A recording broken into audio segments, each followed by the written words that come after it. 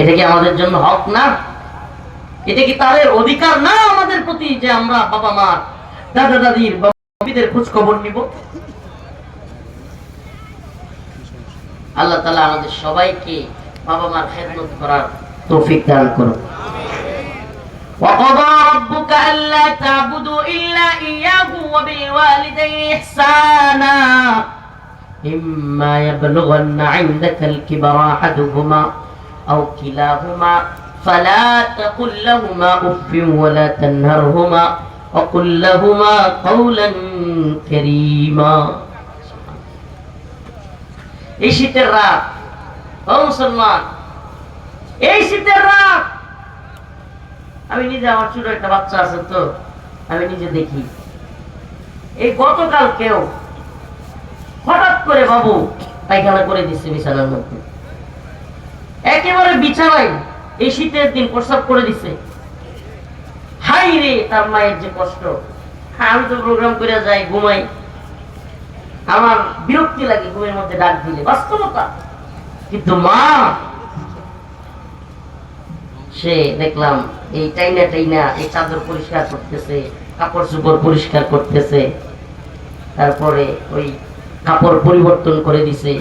বাবু আবার এই শীত আইসে পরে থেকে, হ্যাঁ মানে পানির দিকে যাইতেই চায় না, জোরাজুরি করে নিতে হয়, একলা একলা ধইরা তারে শৌচ কাজও করা যায় না। এই যে মা, মুসলমান, কত কষ্ট একটা মা করে। আর দিন শেষে আমরা এমন অনেক নাদান আছে যারা মা বাবার একটু খোঁজ নেয়া, তাদের কথা শুনবার, তাদের কি প্রয়োজন সেটা দেখবার সময় আমরা পাই না।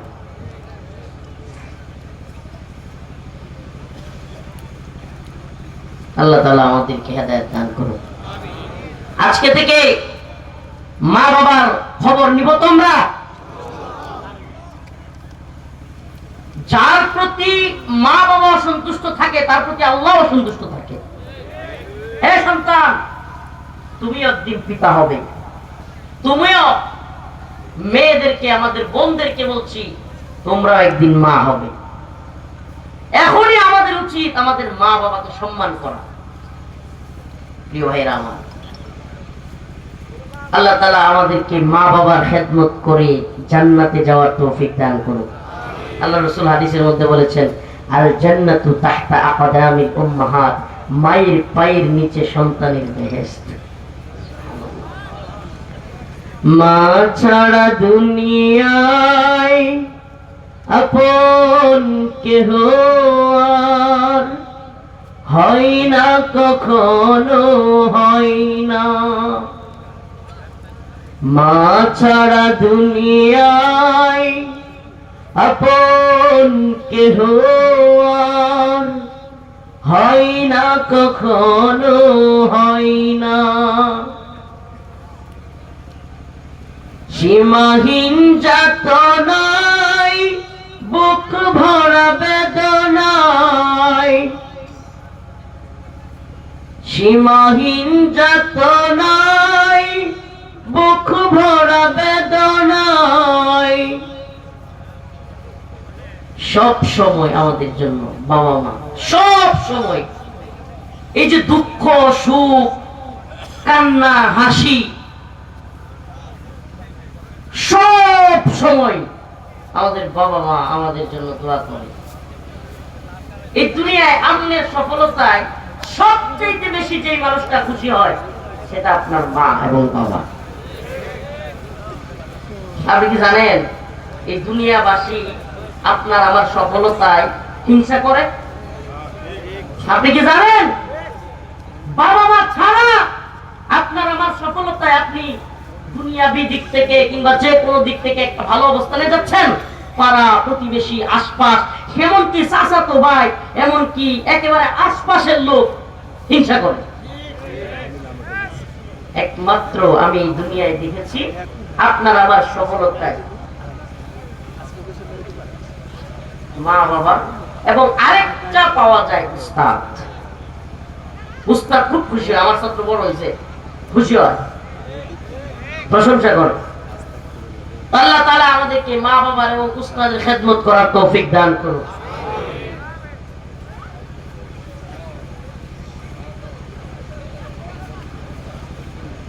প্রিয় ভাইরা আমার, আমি আসলে এই ঠান্ডার মধ্যে হঠাৎ করে, আমার আব্বা নাই তো,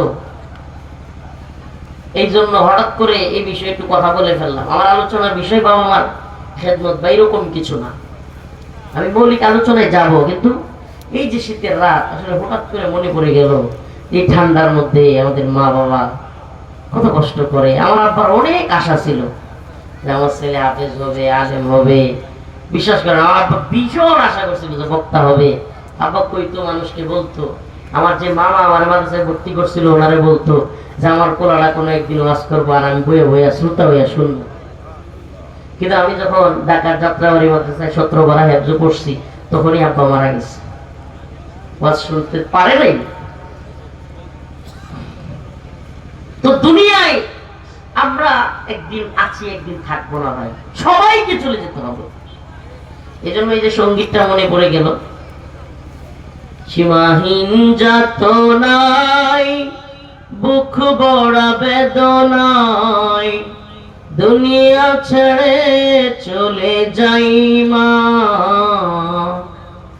মা ছাড়া দুনিয়ায় আপন কেহ আর হয় না, কখনো হয় না।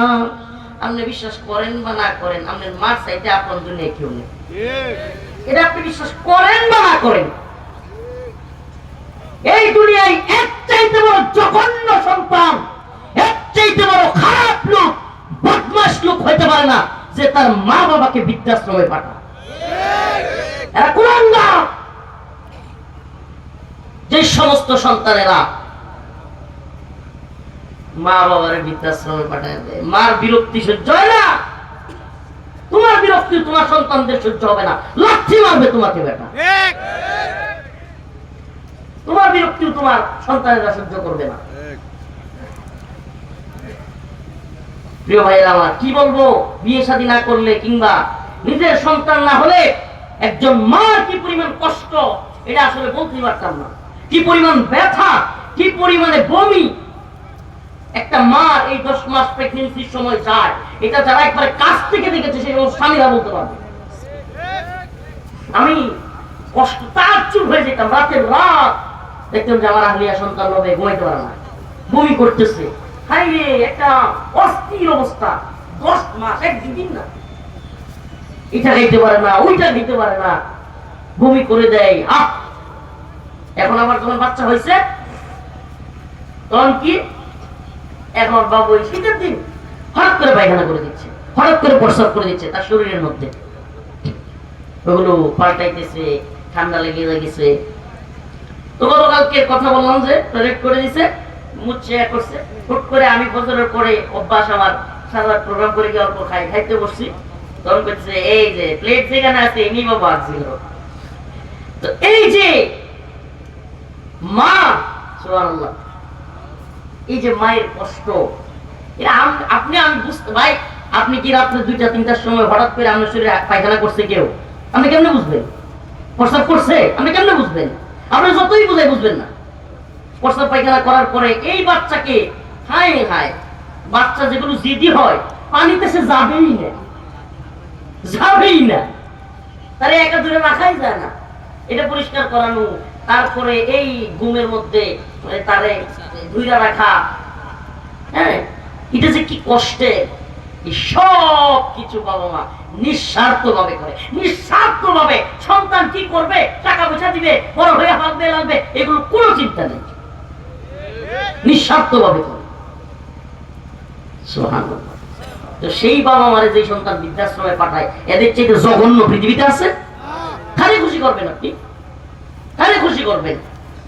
দুনিয়ায় আপনার সবচাইতে বেশি ভালো ব্যবহার পাওয়ার হকদার আপনার মা।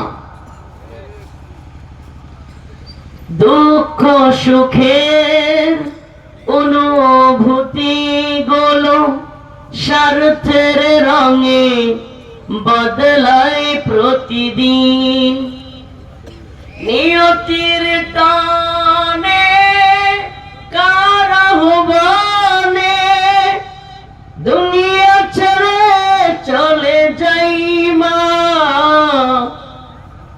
দুনিয়া ছেড়ে চলে যাই মা। আমি যখন আপনার কষ্ট পাচ্ছেন আপনারা, আমি যখন কারাগারে চলে যাই, আমার মা পাশের খাটে ছিল, মাঝখানে একটা পর্দা দেওয়া ছিল, আমি পাশের খাটে। ওখান থেকে র্যাব আমাকে তুলে নিয়ে যায়। আমার গায়ে একটা এই ফতুয়া, সাধারণ একটা গেঞ্জির মতো, আর একটা লুঙ্গি পরা, এভাবে টেনে হিচড়ে নিয়ে যায়। হায় রে, আম্মা এত পরিমাণ কান্না করছে যে আমি আমার মা, সুস্থ মাকে রেখে গেছিলাম। কান্না করতে করতে করতে করতে সন্তানের জন্য চোখে ছানি ফেলে দিচ্ছে, চশমা লাগে, এখন অনেক দেখেও না, অনেক মাম্মা অনেক কিছু দেখে না, এমন অবস্থা, কান্না করতে করতে করতে করতে।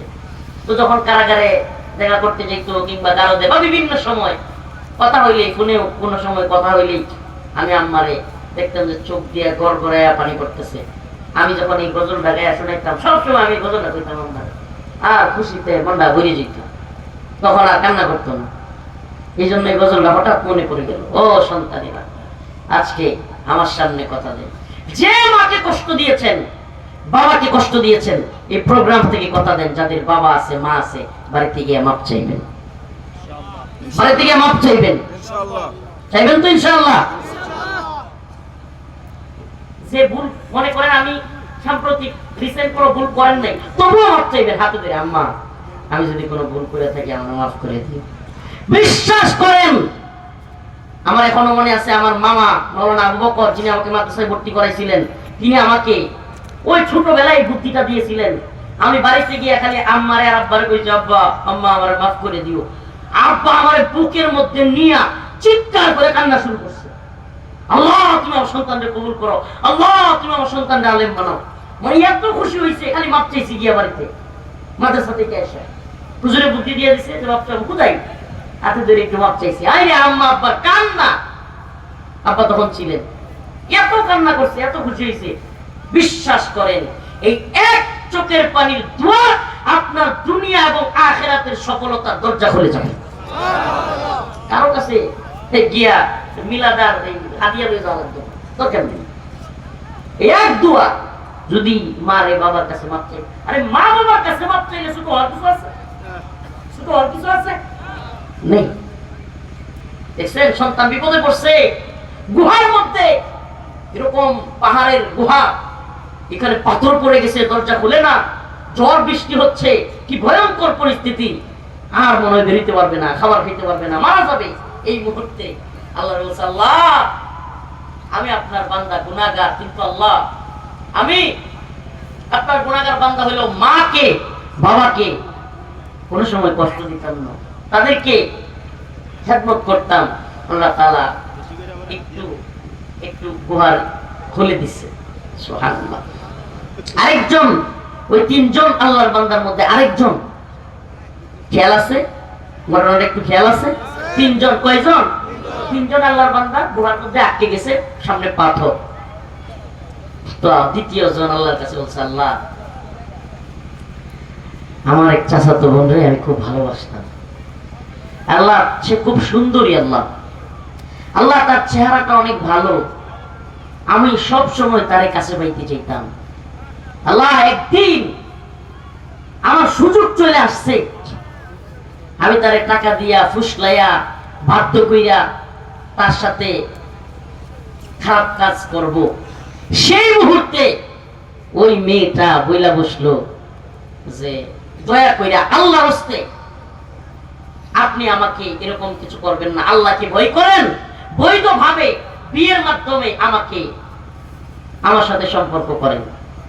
আল্লাহ ওই যে আমার চাচাতো বোন বলছিল সুযোগ থাকা সত্ত্বেও, আল্লাহ আমি যখন বলছে আল্লাহকে ভয় করো, আমারে ভয়, আল্লাহর ভয়, আল্লাহ তখন আপনার ভয়ে আমি আমার ওই চাচাতো বোনকে সুযোগ থাকা সত্ত্বেও ব্যবহার করি নাই, তার গায়ে হাত দেই নাই। আল্লাহ এই উসিলাই হইলেও আজকে আমাদের এই পাথরটা সরাইয়া দেন। দুয়ার সাথে সাথে গুহার দরজা আরেকটু খুলে গেল। তাহলে কি বোঝা যায়, এই দুনিয়ায় তাকওয়াবান কে? এই তাকওয়াটা বলার বিষয় না, তাকওয়াটা বাকরি আর টুপি আর পাঞ্জাবি দিয়া, ইউটিউব আর ফেসবুকে ভিউ আর লাইক শেয়ার দিয়া বুঝানোর নাম তাকওয়া। কথা বলেন না? ইয়া আইয়ুহাল্লাযীনা আমানুত্তাকুল্লাহ, হে ঈমানদাররা আল্লাহকে ভয় করো। ওয়াকুলু কাওলান সাদীদা, সঠিক সত্য কথা বলো। ইয়া আইয়ুহান নাস উ'বুদু রাব্বাকুমুল্লাযী খালাকাকুম ওয়াল্লাযীনা মিন ক্বাবলিকুম লাআল্লাকুম তাত্তাকুন। ইয়া আইয়ুহান নাবিয়্যু ইয়া আইয়ুহাল্লাযীনা আমানুত্তাকুল্লাহা হাক্কা তুকাতিহি ওয়া লা তামুতুন্না ইল্লা ওয়া আনতুম মুসলিমুন। আল্লাহ তাআলা অসংখ্য আয়াতের মধ্যে আল্লাহকে ভয় করার কথা বলেছেন। কিসের কথা? ইত্তাকুল্লাহ, আল্লাহকে ভয় করো, আল্লাহকে ভয় করো, আল্লাহকে ভয় করো। সুবহানাল্লাহ, অসংখ্য আয়াতের মধ্যে। ওই যে চাচাতো বোনকে সুযোগ পেয়েও ছেড়ে দিছে, আল্লাহর কাছে কবুল হয়ে গেছে। সুবহানাল্লাহ। এই তাকওয়া বুঝতে হলে গভীর রজনীতে শীতের রাতে একা একা খালি রুমের মধ্যে নাউজুবিল্লাহ গুনাহের সুযোগ পাওয়াইছে, সেই সময় যে ব্যক্তি গুনাহ করতে পারে নাই, গুনাহ করবে না আল্লাহর ভয়ে, সেই হলো প্রকৃত তাকওয়াবান।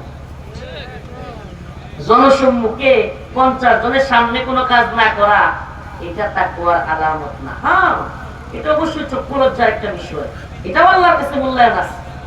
তাদের চক্ষু লজ্জা অন্তত আছে, মানুষের সামনে হলেও বেহায়াপনা অশ্লীলতা করে না। অবশ্যই এটারও আল্লাহর কাছে কি আছে? মর্যাদা আছে। এই জন্য বলি যে আপনি যদি ফাহিশা কাজ, জিনা, ব্যভিচার, খারাপ কাজ, পরকীয়া এগুলো বন্ধ করতে চান, তাইলে বেশি বেশি করে আমাদের যুবক যুবতী ভাই বোনদেরকে বিয়ের ব্যবস্থা করেন। বেশি বেশি বেশি বেশি এই ক্যারিয়ারের নামে, নিজের পায়ে দাঁড়ানোর নামে, অমুকের নামে, তমুকের নামে এই ছেলে মেয়েকে বিয়ে থেকে যারা জোরে রাখতেছে, ওই সমস্ত বাবা মাও এই যে বিবাহ বহির্ভূত জিনা, ব্যভিচার, অশ্লীলতায় তাদের সন্তান যদি যায়, এই গুনাহের বাগদার ওই বাবা মাও হবে। আল্লাহর কাছে তাদেরকেও জবাবদিহি করতে হবে। আল্লাহ পাক বলছে ফানকিহু মা তাবা লাকুম মিনান নিসা মাসনা ওয়া থুলাসা ওয়া রুবা'। আল্লাহ পাক বলছে যে তোমরা নারীদের থেকে যাদেরকে পছন্দ হয় তাদের 1 2 3 4 চারজন পর্যন্ত বিয়ে করো। সুবহানাল্লাহ। মাসনা 2, থুলাসা 3, রুবা' 4 পর্যন্ত। যদি না থাকে, অবস্থান দুর্বল থাকে, তাইলে একটা করো। সুবহানাল্লাহ। আল্লাহ রাসূল হাদিসে বলছে ইয়া মাশারাশ শাবাব মান ইসতাতা'a মিনকুমুল বা'a ফালইতাযাওয়াজ। হে যুবকের দল, হে যুবক, অবস্থান তৈরি হওয়ার সাথে সাথে বিয়ে করো। আমি এই জন্য বাবা মাদেরকে বলবো, এই অঞ্চলের বাবা মাদেরকে বলবো, দ্রুত ছেলে মেয়েদেরকে বিয়ের ব্যবস্থা করেন। বিশ্বাস করেন আপনার ঘরে রিজিকের সংকীর্ণতা, বিয়ে করান, বরকত বেড়ে যাবে। বিশ্বাস করেন, আল্লাহি আমি নিজে আলহামদুলিল্লাহ আমি নিজে এটার পরীক্ষিত আমল, আমি নিজে এটার ইনশাআল্লাহ গ্যারান্টি দিয়ে বলতে পারি যে বিয়ে করেছে এবং হালাল পথে উপার্জনের চেষ্টা করেছে, তারপরে আল্লাহ তাআলা বারাকা দিতেই থাকেন, দিতেই থাকেন। সুবহানাল্লাহ। এই রিজিক দেনেওয়ালা কে? আল্লাহ। এই কোন লোক যদি চাকরি করে আর মনে করে চাকরি হলো রিজিক দাতা, শিরক হবে। রিজিক দাতা কে? আল্লাহ। তাইলে আল্লাহ পাক আমাদেরকে বলছেন বিয়ের কথা, আমরা বিয়ে করব। জিনা ব্যভিচারে জড়াবো, চাচাতো বোন, মামাতো বোন, খালাতো বোনের সাথে সম্পর্ক করব। স্কুল কলেজে ভার্সিটিতে যুবক যুবতী নাউজুবিল্লাহ বেহায়াপনা অশ্লীলতায় মত্ত। 18 আগে নাকি বিয়ে করণ যায় না মেয়েদের, 21 আগে পুরুষ বিয়ে করতে পারে না, কিন্তু 18 আগে মেয়েরা, 21 আগে ছেলেরা আবার পার্কে যেতে পারে, ঝুপঝাড়ে যেতে পারে, লিটনের ফ্ল্যাটে যেতে পারে, পতিতালয়ে যেতে পারে। ওই ছোট্ট ছোট্ট মাসুম বাচ্চা পেটের মধ্যে দিয়া, তারপরে ওই বাচ্চাকে হত্যা কইরা খুনি হইয়া ওই ডাস্টবিনে বাচ্চা ফেলে রাখতে পারে। নাউজুবিল্লাহ। ওই সময় বয়স লাগে না। শয়তানির তো একটা লিমিট থাকা দরকার। আল্লাহ বলছে বালেগ হওয়ার পরে বিয়ে করানোর ব্যবস্থা করা দরকার, ব্যাস, কোনো কথা নেই। আল্লাহ তাআলা ভালো জানেন তার বান্দা কবে বিয়ে করলে ভালো হবে, নাকি কোন? হ্যাঁ, আল্লাহর বান্দা কবে বিয়ে করলে ভালো হবে এটা কে সবচেয়ে ভালো জানে? সৃষ্টি করছে আল্লাহ। আল্লাহ জানে না কবে বিয়ে করলে ভালো হবে। হাসিনা ভালো জানে, ডক্টর মোহাম্মদ ইউনূস ভালো জানে। আল্লাহ সৃষ্টি করছে, আল্লাহ জানে না কবে মেয়েরা জরায়ুতে বাচ্চা নিতে পারবে, কবে ছেলেরা জরায়ুতে বাচ্চা দেওয়ার মতো সামর্থ্য হবে, কে জানে? তারা বয়সের লিমিট দিয়ে দিছে। শয়তানের পর শয়তানের একটা লিমিট থাকা উচিত। আবার কি কয় যে অল্প বয়সে বিয়ে করলে বাচ্চা হইলে মেধা কম হয়, বাচ্চাদের শক্তি কম হয়, দুর্বল হয়, ক্যালসিয়াম কম হয়। তো শেখ হাসিনার বাপ শেখ মুজিবুর রহমান শেখ হাসিনার আম্মারে বিয়ে করছে 9 বছর বয়সে। তো শেখ হাসিনার ক্যালসিয়ামের অভাব হয়েছে, ব্রেইনের অভাব পড়ছে? হ্যাঁ, কথা কন না, ব্রেইনের অভাব পড়ছে, ক্যালসিয়ামের অভাব হয়েছে? সার্চ দেন।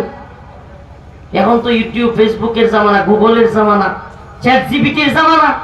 জানেন শেখ ফজিলাতুন্নেসা মুজিবের শেখ মুজিবের সাথে বিয়ে কবে হয়েছে জানেন? একটু পরে এক সময় দেখে নিয়ে। আশ্চর্য কথা, বালেগা হওয়ার পরে আমাদের বোনদের বিয়ের ব্যবস্থা করছে না এই সমাজ, এই রাষ্ট্র এবং এই বাবা মা সকলেই এই তথাকথিত সিস্টেমের ভিতরে ঢুকে, এই জাহেলিয়তের ভিতরে ঢুকে এই বয় বোনদেরকে যারা কষ্ট দিচ্ছে, জিনা ব্যভিচারের দিকে যারা ঠেলে দিচ্ছে, এরাও সবচেয়ে বড় অপরাধী। আস্তাগফিরুল্লাহ। ইসলামী শরিয়ার রাষ্ট্র ব্যবস্থা থাকলে, আমরা যদি কাজী থাকতাম, 25 বছর হইলেও যে ছেলেরা বিয়ে করে নাই, এই বাবা মারে একবারে বিচারালয়ে ডাইকা শাস্তির ব্যবস্থা করতাম। প্রিয় ভাইরা, আল্লাহর কাছে জবাবদিহিতা করতে হবে। কষ্ট লাগতে পারে, বাবা মা কষ্ট লাগতে পারে, হুজুর কামাই করে না খাওয়াইবো কি? আরে কি কোন কি না কোন, এই যে এই বুঝাও তো আমরা দিছি, এই বুঝাও আমরা তৈরি করছি। 10 লাখ 15 লাখ টাকা মোহরের কাবিনের বুঝা, কে কইছে আমাদের 15 লাখ টাকা 10 লাখ টাকা এই 7 লাখ 5 লাখ টাকা কাবিন দিতে? কে বলছে? এত বড় কাবিনের বুঝা ইসলামের নীতিমালায় কোথায় আছে? আল্লাহ রাসূল বলেছে, যেই বিয়ে যত সহজ সেই বিয়ে তত উত্তম। যেই বিয়ে তত সহজ সেই বিয়ে কি উত্তম। একটা হাদিস শোনাই। রাসূলুল্লাহ সাল্লাল্লাহু আলাইহি সাল্লামের কাছে এক মহিলা আসছে। গভীর মনোযোগ দিয়ে শুনবেন। আল্লাহ রাসূল সাল্লাল্লাহু আলাইহি সাল্লামকে বলতেছে, ইয়া রাসূলুল্লাহ, আপনি যদি আমার বিয়ে করেন আমি মুসলমান হয়ে যাব। সুবহানাল্লাহ। আল্লাহ রাসূল মুখ ফিরিয়ে নিলেন। এই মহিলা আবার এসে এটাই, ইয়া রাসূলুল্লাহ, আপনি যদি আমার বিয়ে করেন আমি মুসলমান হয়ে যাব। আল্লাহ রাসূল মুখ ফিরিয়ে নিলেন। আবার মহিলা এসে বলছে, ইয়া রাসূলুল্লাহ, আপনি যদি আমার বিয়ে করেন তাহলে মুসলমান হয়ে যাব। পাশ থেকে এক সাহাবী বলে বসছে, ইয়া রাসূলুল্লাহ, মহিলাটা তো সুন্দরী, আপনি বিয়ে না করলে আমার সাথে বিয়ে দিয়ে দেন। হাদিস, সুবহানাল্লাহ, পুরো বানোয়াট কিচ্ছা কাহিনী না, সহিহ হাদিস। আল্লাহ রাসূল সাল্লাল্লাহু আলাইহি ওয়াসাল্লাম বললেন, বিয়ে যে করবা, মহারণা কি আছে তোমার? মহারণা কি দিবা এই মেয়েরে? ওই সাহাবী বলল, ইয়া রাসূলুল্লাহ, আমি তো গরিব মানুষ, কি দিব? স্বর্ণের একটু কিছু নিয়ে আসো। ইয়া রাসূলুল্লাহ, আমার কাছে স্বর্ণের কিছু নাই। রূপার কিছু নিয়ে আসো। ইয়া রাসূলুল্লাহ, আমার কাছে তো আপনি জানেন আমি আরবের সবচাইতে গরিব মানুষ, আমার কাছে কিচ্ছু নাই, আমি গরিব। আল্লাহ রাসূল বললেন, তুমি কি সূরা কেরাত কিছু জানো? কয়, হ্যাঁ রাসূল, 10টা 12টা জানি। ওই মহিলারা আল্লাহ রাসূল বললেন, তুমি তো নতুন মুসলমান হবা, কোরআনের সূরা জানো না? এই লোক তোমার সাথে বিয়ে দিয়ে দিব, সে তোমাকে 12টা সূরা শিখিয়ে দিবে, এগুলাই তোমার বিয়ের মহারণা। সুবহানাল্লাহ বললেন না? রাসূলুল্লাহ সাল্লাল্লাহু আলাইহি সাল্লাম বিয়েটাকে কত সহজ করেছেন। আর আমরা 15 লাখ টাকা 10 লাখ টাকার কাবিন, মহারানার নামে, গহনার নামে, এইটার নামে সেইটার নামে, যুবকের মাথার উপর বুঝা। এরপরে ভাবিরা বিয়ের কথা কোনো কিছু কইলেই, দাদিরা ভাবিরা বা যে কেউ মুরব্বীরা কয়, হ্যাঁ বিয়ে করবি, খাওয়াইবি কি? মনে হয় বউ না একটা রাগ পছন্দ, মনে হয় খালি খাই বুয়ে এবারে। আরে আপনার ঘরে যদি 4টা প্লেট থাকে, কয়টা? আপনাদের 4 জন সদস্য, আর একটা প্লেটই তো পারবো না। 4 জনের খাবার 5 জনে মিলেও খাওয়া যায়, অসম্ভব না। সহজ যদি করেন, আউলিম বিহাদা শাত আউল বাকারা আউল গানাম, আল্লাহ রাসূল বলছে তোমরা ওলিমা করো। তাইলে ঠিক আছে, আপনার ছেলের জন্য ওলিমা করবেন, আপনার যতটুকু অবস্থা প্রয়োজনে একটা হাসি একটা বকরি জবাই করে দেন। এই আশেপাশের নিজের বাড়ি কিংবা 2-1 বইলা 20-30 জন মানুষকে একটা খাসি জমা করে 50 জন মানুষকে খাওয়ায় দেন। 2-4 কেজি পোল্ট্রি মুরগি নিয়ে আসেন, একটু ডাল রান্না করেন, একটা খাসি জবাই করেন। এত বড় করে আপনারে 5টা গরু 10টা গরু জমা করতে কে বলছে? করেন। 5-10 কেজি খেজুর মসজিদে ছিটাইয়া দেন, ইমাম সাহেব হুজুরে বলেন বিয়েটা পড়াইয়া দিতে, সুবহানাল্লাহ, খালাস। অল্প মহারানা 10 দিরহাম, হানাফি মাযহাবে 10 দিরহাম মহারানা, অল্প মহারানা ধার্য করেন, এবং যে মহারানা ধার্য করবেন ওইটা স্ত্রীকে দিয়েন। এই 5 লাখ 10 লাখের মহারানার বোঝা দেখায়া আর 1 লাখ টাকা দিয়া ওরে 10 লাখ আমরা মাফ করে দিও, ভন্ডামি একটা লিমিট থাকা চাই। এই মাফ চাইতে থাকে, কিসের মাফ? মা বোনদেরকে বলে 1 টাকাও মাফ না কইরা ঘরে থাকতে দিবেন না, তাইলেই মহারানার বোঝা কমবো, তাইলে একটু ডরাইবো। খালি মাফ চাই, মাফ চাওয়ার কি আছে? মহারানা আদায় করবে আগে, মহারানা আদায় করার পরে তুমি স্ত্রীর সংস্পর্শে যাবে। আল্লাহ তাআলা বুঝার এবং আমল করার তৌফিক দান করুন। প্রিয় ভাইরা, তো ওই যে বলতেছিলাম দ্বিতীয় ব্যক্তি যে তার চাচাতো বোনের সাথে সুযোগ পায়াও এই কাজ করে নাই। তবে যুবক ভাইদেরকে বলি, আমার বোনদেরকে বলি, এটা পরীক্ষিত আমল বলে যায়। আমি তো গুনাহগার মানুষ, বসায় দেন, বসায় দেন, এই সবাই চিল্লাচিল্লি করেন না, বসায় দেন আস্তে করে। আমি তো গুনাহগার মানুষ, অবুঝ মানুষ, কিন্তু আমি একটা পরীক্ষিত আমল আপনাদেরকে বলি, এই মনোযোগ দিয়ে শুনেন।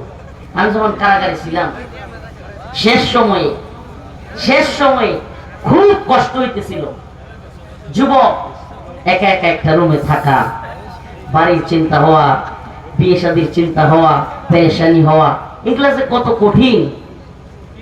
ওই যুবক এবং যুবতী যাদের বিয়ের পেরেশানি হয়েছে এবং অবৈধ পথে, খারাপ পথে সে কখনো নিজেকে নিয়ে যায় নাই, এই যুবক যুবতীদের বালিশ জানে তার কত কষ্ট। মানে নিজেরা কখনো আকাম কুকামের দিকে নিয়ে যায় নাই, কোন মেয়ের খারাপ লালসা নিয়ে ছুটে যায় নাই, কোন আকাম কুকামে যায় নাই, পতিতালয়ে যায় নাই। এমন যুবক যুবতী যারা আছে, যারা সৎ থাকতে চায়, এদের কি কষ্ট হয় এটা তারাই জানে। তো এই জন্য ওই সমস্ত যুবক যুবতীরাদেরকে আমি বলবো, আল্লাহ রাসূলের একটা আমল আমি নিজে কারাগারে শেষ সময়টাতে করেছি, আলহামদুলিল্লাহ, আস্তাগফিরুল্লাহ।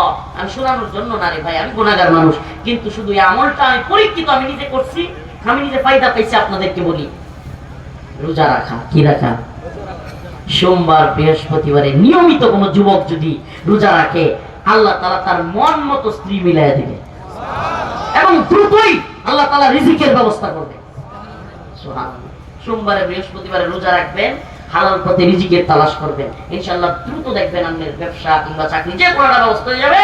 আল্লাহ তাআলা হালাল পথে একজন ভালো স্ত্রীর ব্যবস্থা করে দিবেন ইনশাআল্লাহ। আর কষ্ট করতে হবে না।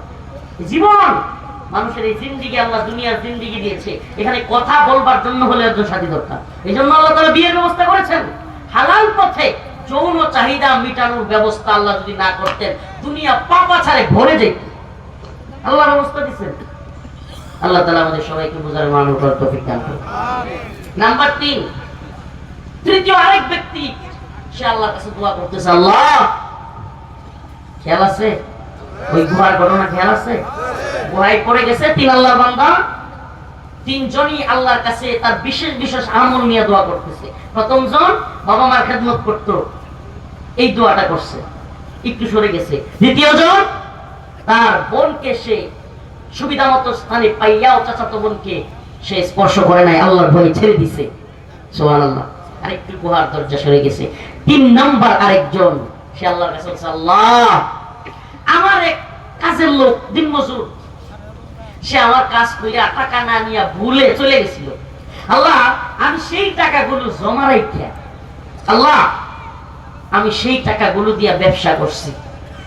এমন অসংখ্য ব্যবসা করতে করতে ব্যবসা পাইয়া গেছে, ছাগল গরু সব বেড়ে গেছে, অনেক কিছু হয়ে গেছে তার ওই ছোট্ট মজুরি থেকে। অনেকদিন পর ওই লোক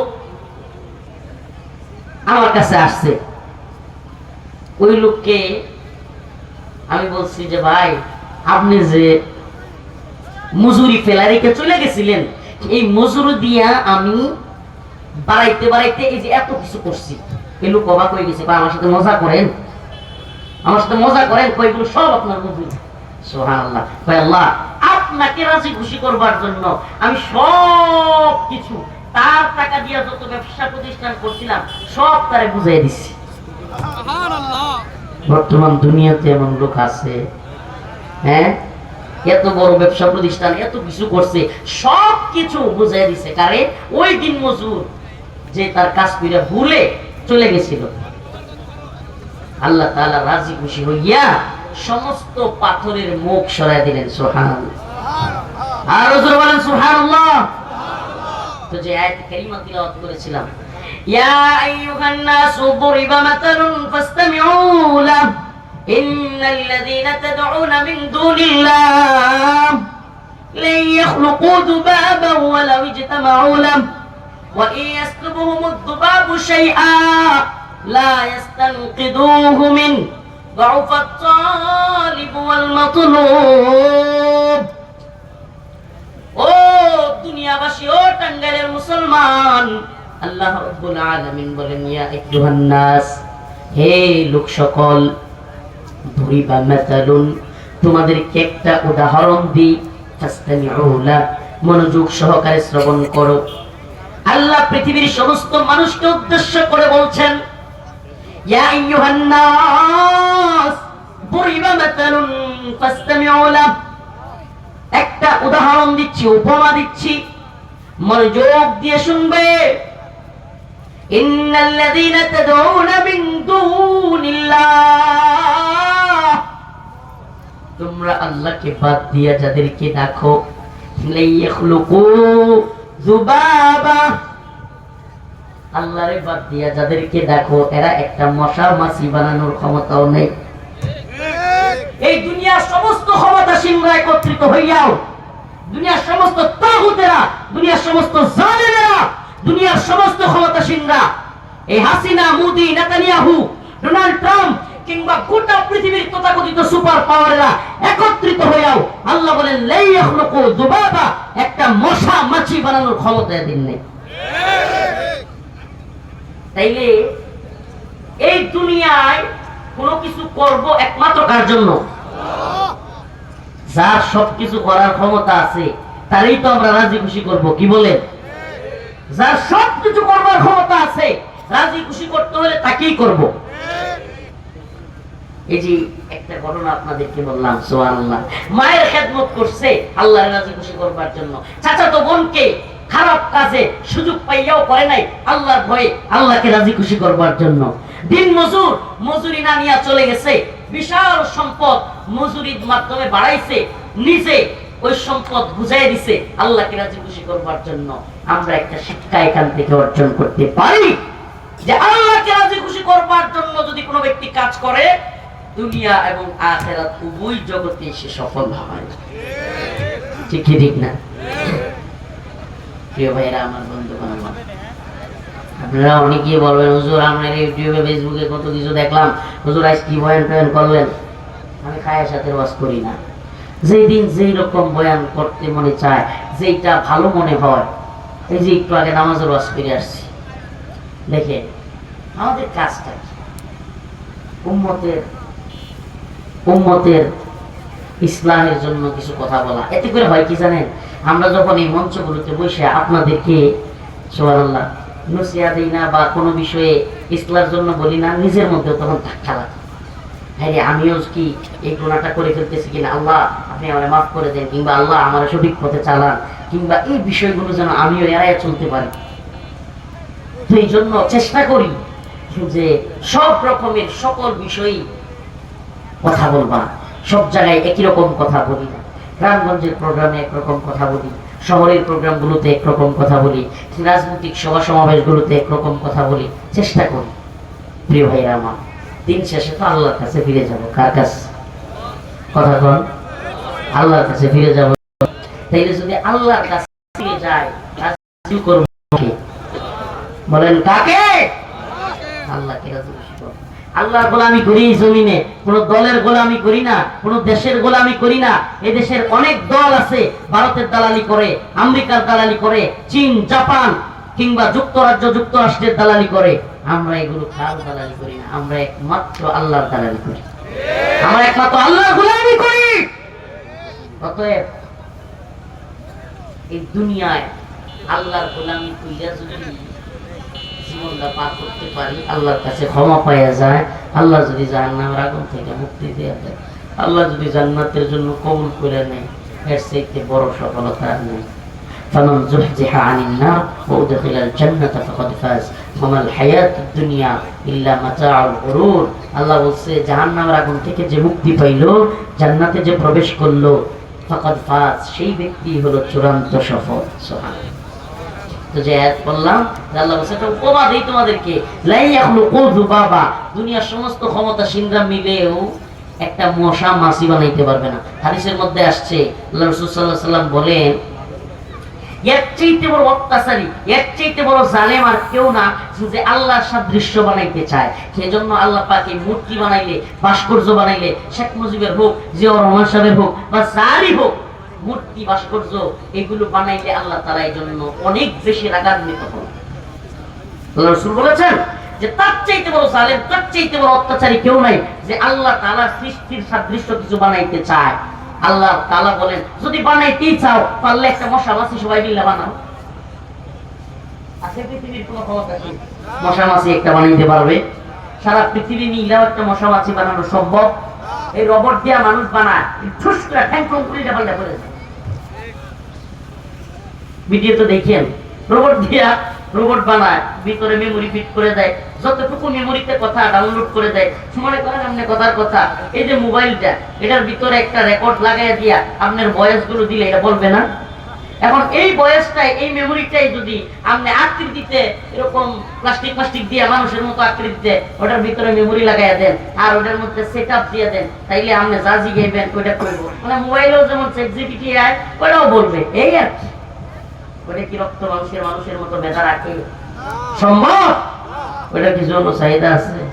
সন্তান জন্ম দিতে পারবো? কোনো কিছুই না। তাইলে আল্লাহ আমাদেরকে বানাইছে, সুবহানাল্লাহ ওয়া বিহামদিহি। আল্লাহ আমাদেরকে বড় আশা করে বানাইছে, এই মানুষ আল্লাহর ইবাদত করবে। আল্লাহ পাক আমাদের সবাইকে কবুল করুন।